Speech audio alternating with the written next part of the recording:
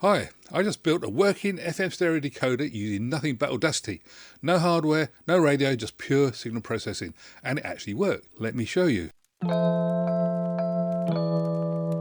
FM stereo is one of the cleverest hacks in radio history.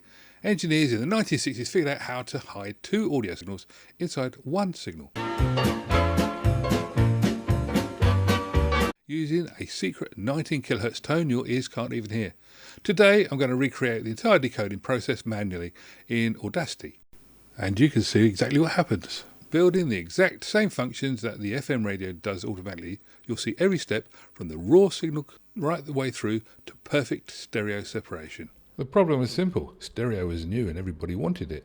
But there were thousands and thousands of these all over the place, and so anything you do to transmit stereo, it's got to be compatible with them. And that's where the problem was. So they came around with some really good ideas. You've got a good band all wired up for stereo in the studio, and you want to be able to hear that at the other end.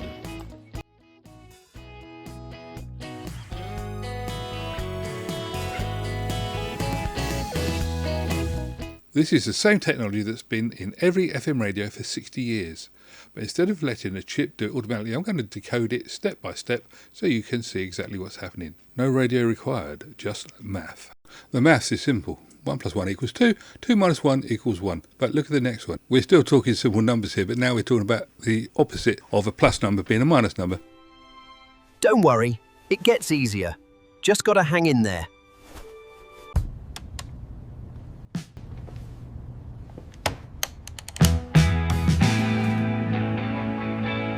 In 1961, FM radio faced a crisis. Millions of people owned mono radios, but listeners wanted stereo. The FCC demanded backwards compatibility. Stereo broadcasts had to work perfectly on old mono radios.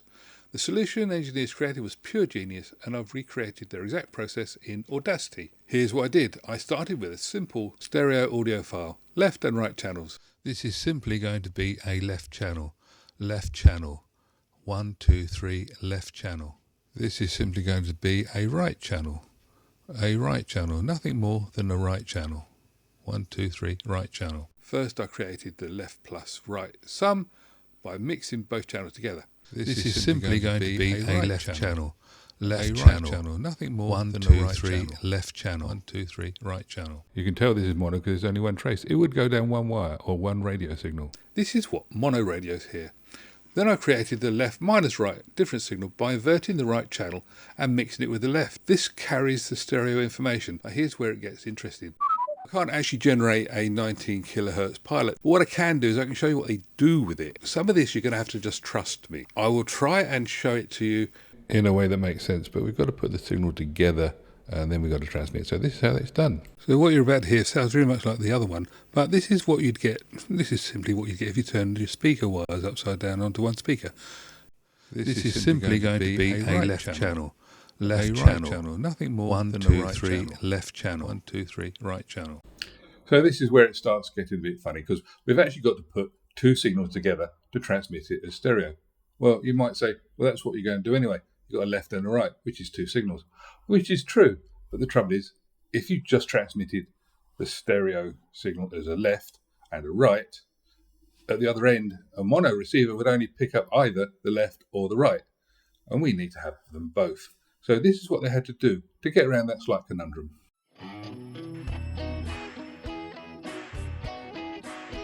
This is where it gets a bit clever. They modulate this signal onto a carrier and then they take out the high frequency bit and that's what they transmit. It's really quite clever.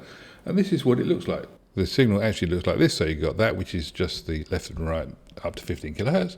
Then you've got the other signal we've just added and we put it all together and it's that wide, which fits within one station allocation on the FM band.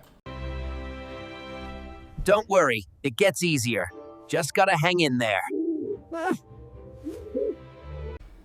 So that's quite simply the signals that we send to the transmitter. That then travels in the air all the way to your radio receiver, where we then have to start doing the decoding. And this is how we do the decoding.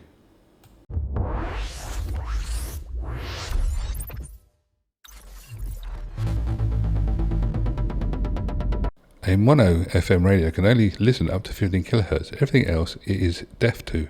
This is literally what we end up with looking at the signal and listening. It is just left plus right, and that's all it is. It's mono, and it's exactly what the radio wants. Whee! This is simply going to be a left channel. Left channel, nothing more One, than two, a right three, channel. left channel. 1, 2, 3, right channel. So now we come to the bit where we get the 19 kilohertz pilot tone and we double it, and that gives us 38 kilohertz, which funnily enough is the same frequency as we want for our reconstruction, because that's what we removed from the original signal. So this is how a frequency doubler works. What we have here is 3 seconds of a 2 kilohertz sine wave, and to prove it I'm going to zoom in and show you the actual trace. There we go. That's a nice 2 kilohertz sine wave, and it's very pure. Second point, we've got the sine wave's been turned into a sawtooth wave, which is very easy to do when you know what you're doing. So that's a sawtooth wave, still 2 kilohertz. This is what the spectrum analyzer says the 2 kilohertz signal looks like, nice and pure. And now we're moving on to the next bit, which is the sawtooth wave. This is what the sawtooth wave looks like on the spectrum analyzer. Just got to hit the refresh. Oh, look at that. By making it non-linear, we've ended up with lots of harmonics, even and odd harmonics. Harmonics are exactly what we want for this, so that's a good thing. Just so you can tell there's no jiggery pokery going on, here we go. We're selecting the final second, and there's the signal that we've got on it using the analyzer.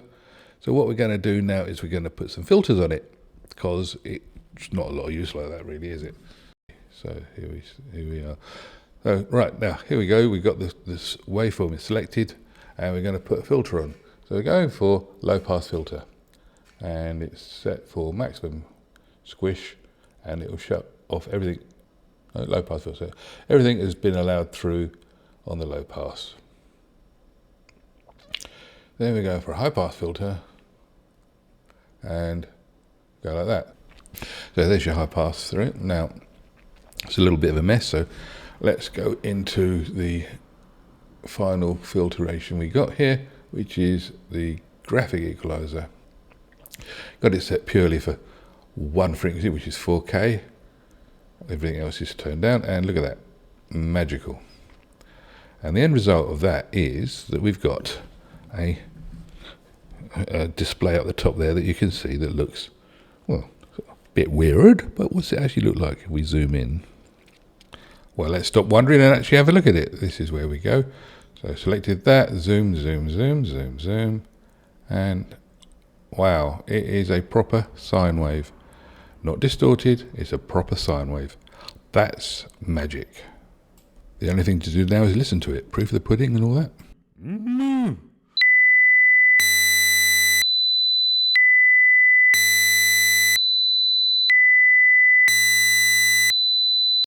Having sent the signal all the way through and recovered the 38 kilohertz, what they tend to do nowadays is they generate another 38 kilohertz, which they link and phase lock to the signal. The reason for having the signal regenerated is because it's from the original signal.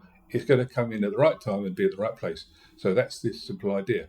And having done that, they then put it back together, and then we get into the actual pulling the sound out. Okay, this is where the maths comes in, and this is left plus right plus left minus right, so that gives you 2 lefts and no right. And that's what we're playing now. This is simply going to be a left channel. Left channel. 1, 2, 3, left channel. For the right channel, we mix it as we said before. This is simply going to be a left channel. And when you mix them, this is the result. It's simply going to be a right channel. A right channel. Nothing more than a right channel. 1, 2, 3, right channel. And that's how you get stereo out of a single transmission. It's wonderful, isn't it? And here's a reprise. Please subscribe and like this video.